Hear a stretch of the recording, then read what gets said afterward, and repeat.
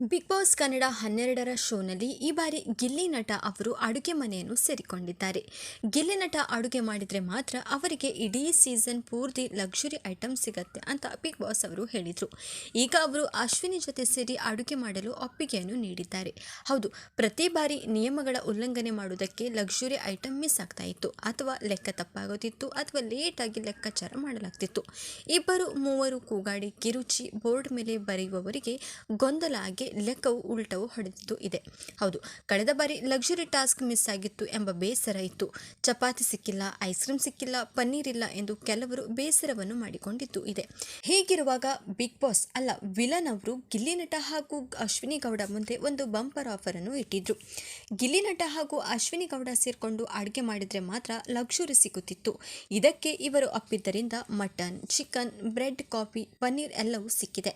ಈಗ ಗಿಲ್ಲಿ ನಟ ಹಾಗೂ ಅಶ್ವಿನಿ ಅವರು ಸೇರಿಕೊಂಡು ಅಡುಗೆ ಮಾಡಲು ರೆಡಿಯಾಗಿದ್ದಾರೆ. ಈಗ ಹೊಸ ಪ್ರೋಮೋ ಒಂದು ರಿಲೀಸ್ ಆಗಿದೆ.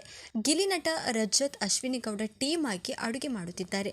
ಲೆಗ್ ಪೀಸ್ ಬೇಕು ಎಂದು ರಜತ್ ರಘು ಅವರು ಹೇಳಿದ್ದಾರೆ. ಆದರೆ ಗಿಲ್ಲಿ ಮಾತ್ರ ಕೊಡಲು ರೆಡಿ ಇಲ್ಲ. ಇದಕ್ಕೆ ಕಾರಣ ಏನಪ್ಪಾ ಅಂದ್ರೆ, ರಘು ಅವರು ಲೆಗ್ ಪೀಸ್ ಕೊಡು, ಟೀಮ್ಗೋಸ್ಕರ ಆಡಿದೀವಿ ಅಂದಿದ್ದಾರೆ. ಆಗ ಗಿಲ್ಲಿ ನಟ ಅವರು ಲೆಗ್ ಪೀಸ್ ಎತ್ತಿಟ್ಕೊಂಡಿರ್ತೀವಿ, ಆಮೇಲೆ ನಿಮಗೆ ಕೊಡ್ತೀವಿ, ಆಲೂಗಡ್ಡೆ ಗ್ರೇವಿ ಹಾಕು ಎಂದಾಗ ಯಾವ ರೀತಿ ಆಡಿದೆ? ರಘು ಅಣ್ಣನ ಮೇಲೆ ಹಳೆ ದ್ವೇಷ ಇದೆ, ಎಷ್ಟು ಹೊಟ್ಟೆ ಉರಿಸಿದ್ದಾನೆ ಎಂದಿದ್ದಾರೆ.